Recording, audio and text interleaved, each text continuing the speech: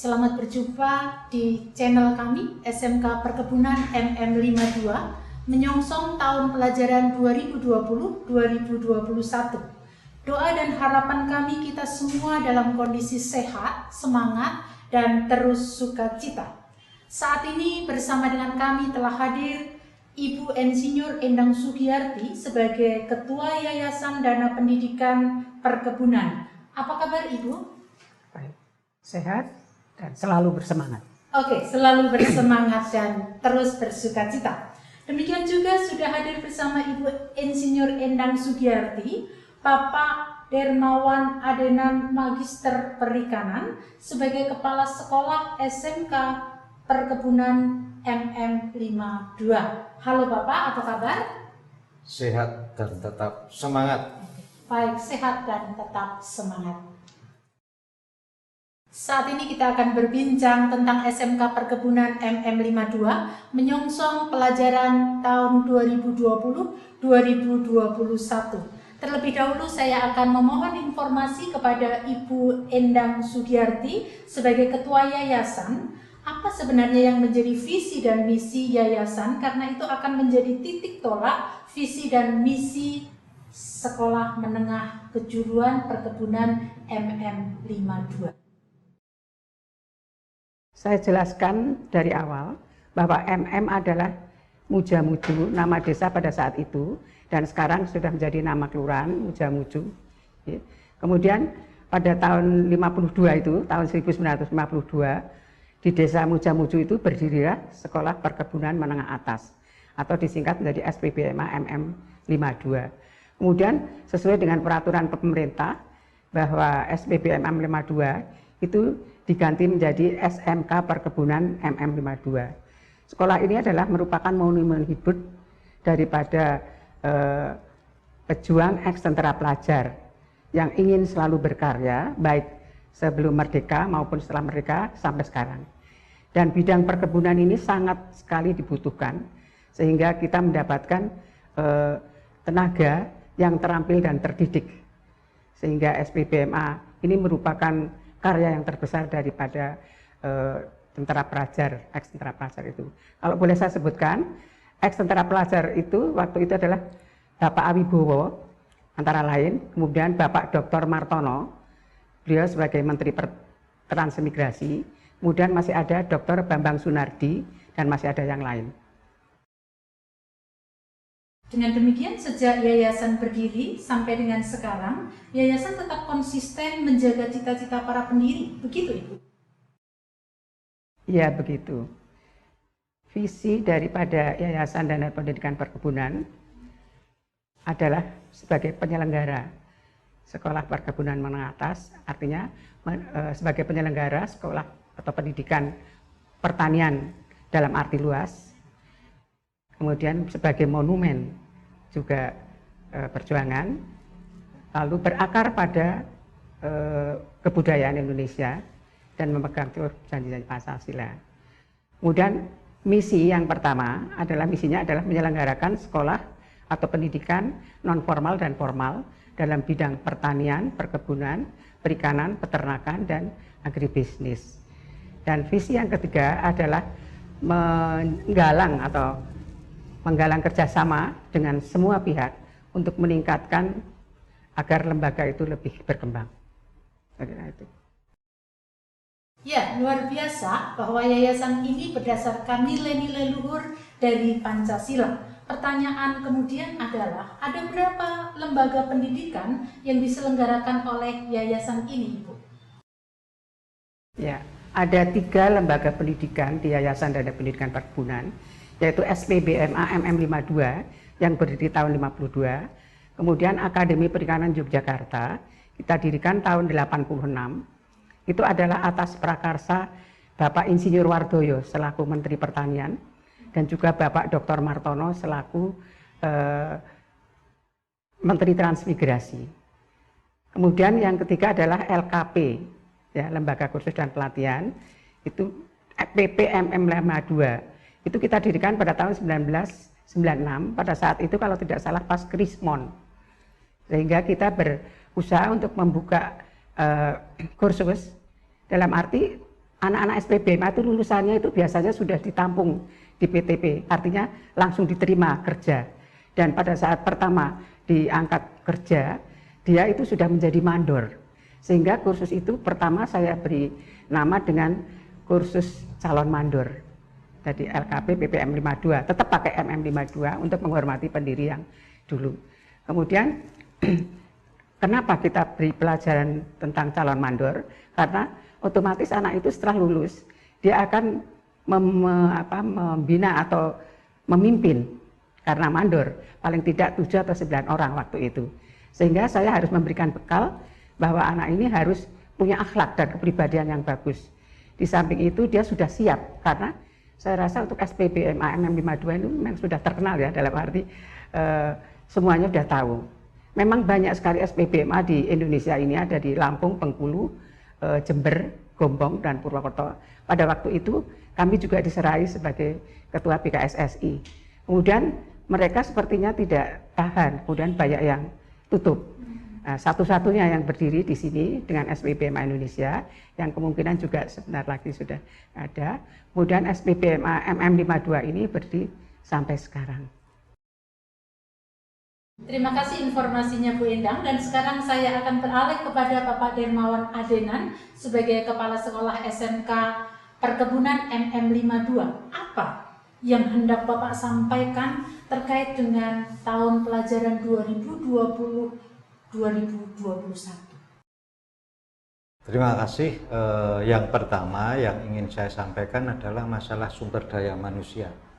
Dalam hal ini adalah terkait dengan sumber daya manusia di guru dan karyawan, karena bagaimanapun juga harapan saya guru dan karyawan menguasai IT sesuai dengan perkembangan zaman, sehingga nanti ini sangat berguna ke depannya untuk sekolah dan untuk siswa kami juga, yang kami harapkan seperti itu. Kemudian yang kedua tentang kurikulum, itu nanti akan kita benahi sedikit demi sedikit terkait dengan dunia usaha dan dunia industri. Artinya kita menyesuaikan dengan dunia usaha dan dunia industri.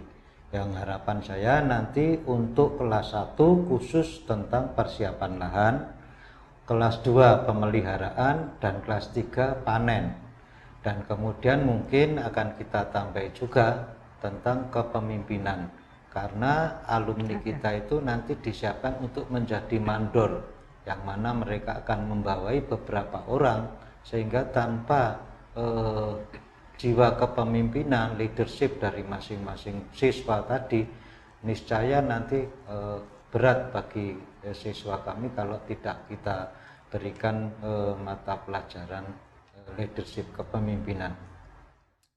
Kemudian yang selanjutnya tentang kerjasama dengan dunia usaha dan dunia industri, bahwa kita sudah menjalin dengan berbagai macam perusahaan perkebunan, baik itu dari PT PN maupun dari perusahaan-perusahaan PT Astra, Best Agro, dan lain-lain, yang semuanya ini juga sangat mendukung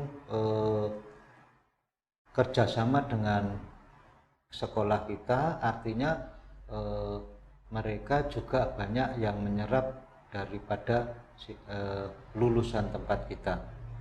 Yang pertama ingin saya sampaikan bahwa PT Best Agro itu tiap tahun membutuhkan 500 lulusan SMK perkebunan dimanapun juga.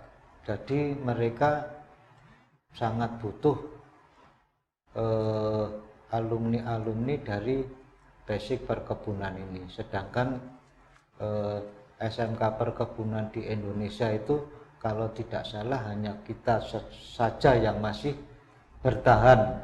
Maka dari itu saya minta dengan sangat nanti para siswa dan juga orang tua untuk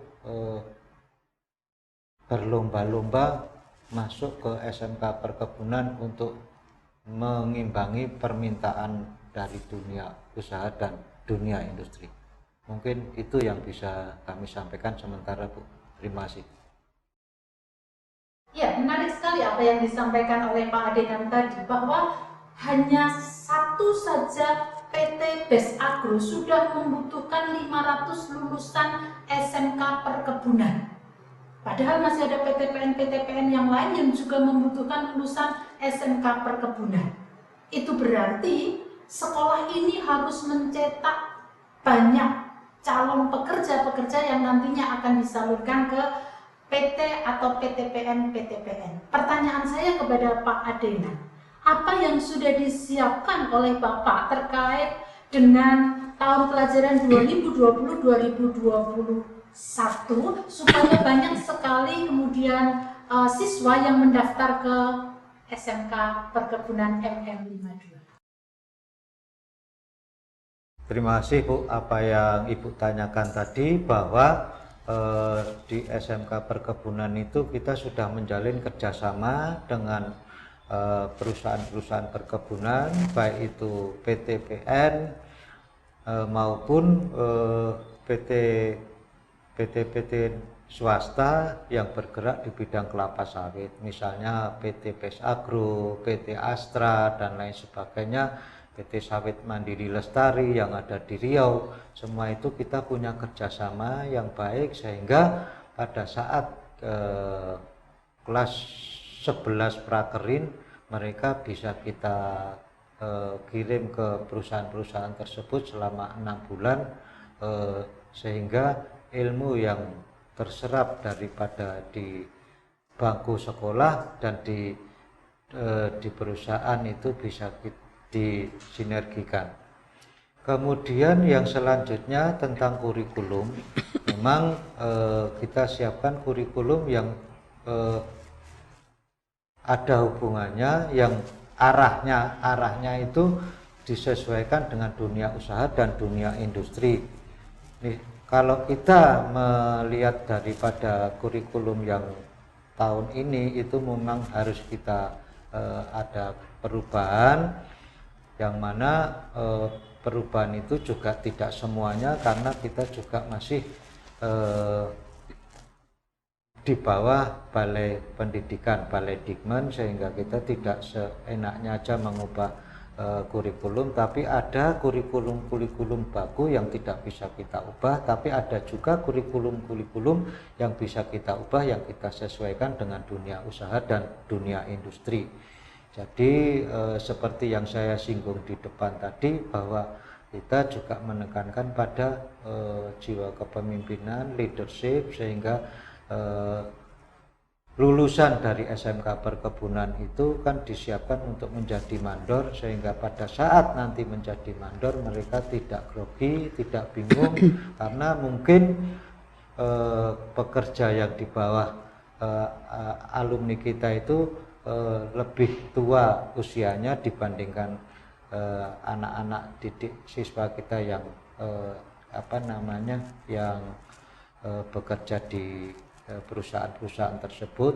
Dan juga tahun ini kemarin ada tes dari PT BES Agro, tapi ternyata yang minat untuk di bidang perkebunan mungkin masih labil, banyak yang mau kuliah lagi, sehingga alhamdulillah kemarin juga ada dari siswa kami 3 orang dari alumni itu diterima di PT BES Agro, dan ini tinggal menunggu pemberangkatan. Mungkin itu, Bu, yang bisa saya sampaikan, sehingga ini menjadi motivasi, menjadi daya tarik dari siswa, calon siswa dan orang tua siswa, agar bisa masuk ke SMK Perkebunan, yang mana lulusannya kita prioritaskan untuk selalu mendapatkan pekerjaan, karena kita sudah menjalin MOU dengan perusahaan-perusahaan tersebut. Terima kasih. Ya, terima kasih Pak Adenan yang sudah memberikan banyak informasi kepada kami dan juga mungkin Bapak Ibu yang melihat ini. Dan mungkin masih ada tambahan dari Ibu Endang untuk menyampaikan sesuatu mungkin melengkapi apa yang sudah disampaikan oleh Bapak Kepala Sekolah tadi. Baik, jadi SPBM MM52 itu sejak berdiri itu sudah ada pelajaran budi pekerti. Memang karena tadi saya sudah sampaikan bahwa lulusan dari SPBMA itu harus menjadi pimpinan sebagai calon mandor. Dan itu semua perusahaan itu hampir membutuhkan sekali dan kadang-kadang kurang dari lulusan kami tidak bisa memenuhinya. Kemudian karena apa? Kita dalam memimpin itu mestinya kita harus punya akhlak yang baik, positive thinking, kemudian self confidence yang cukup mestinya. Dia jadi harus percaya pada dirinya sendiri meskipun tidak berlebihan. Itu juga salah kalau berlebihan. Kemudian dia otomatis memimpin 9 atau 7 orang, mungkin mula-mula, mungkin yang dipimpin adalah lebih tua ya, atau lebih sepuh, itu otomatis dia harus menghormatinya lebih bagus. Nah, kemudian untuk pelajaran budi pekerti ini berkembang menjadi kepribadian yang sungguh luas. Sehingga seperti LKP PPPM 52 tadi, pernah ditinjau dari Jakarta, dari Direktorat Jenderal Sekolah. Ternyata beliau setelah melihat bahwa andalan daripada LKP dan SPBMA ini adalah tentang budi pekerti atau akhlak. Ternyata tentang kepribadian diunggulkan sekali, sehingga beliau malah tertarik, sehingga bahwa untuk pelajaran ini jangan sampai dihilangkan. Karena kepribadian itu justru penting dibanding dengan hanya kepintaran dan keterampilan. Jadi harus ada akhlak sehingga bisa menghormati orang lain, dan bagaimana seorang pimpinan itu menghargai bawahan, dan juga bagaimana caranya mengatasi kesulitan yang ada. Dan saya kira itu aja. Pelajaran itu tidak pernah berubah sampai sekarang. Sekarang bentuknya kepemimpinan kalau tidak salah. Ya, terima kasih. Demikian informasi yang sudah disampaikan oleh Ibu Insinyur Endang Sugiyarti sebagai Ketua Yayasan dan juga Bapak Dermawan Adenan sebagai Kepala Sekolah SMK Perkebunan MM52. Pada saat ini ada begitu banyak orang yang membutuhkan pekerjaan. Oleh karena itu, jikalau Bapak Ibu ingin putra-putrinya segera mendapatkan pekerjaan setelah lulus, kami mengundang Bapak Ibu untuk memasukkan putra-putri Bapak, atau mungkin juga ada saudara lain yang akan masuk ke SMK Perkebunan MM52, bisa langsung datang ke sekolah ini di Jalan Kenari 65, Mujamuju, Kota Yogyakarta, depan Galeri Smart Friend, atau telepon ke 0274 582 114 atau WA ke 0899 5320 0318. Saya ulangi, 0899 5320 318 kepada Ibu Oksi sebagai Ketua PPDB, atau juga bisa WA ke 0812768268. Kami akan melayani pendidikan putra-putri Bapak Ibu semuanya dengan sebaik-baiknya. Demikian informasi dari kami, dan nantikanlah video kami selanjutnya.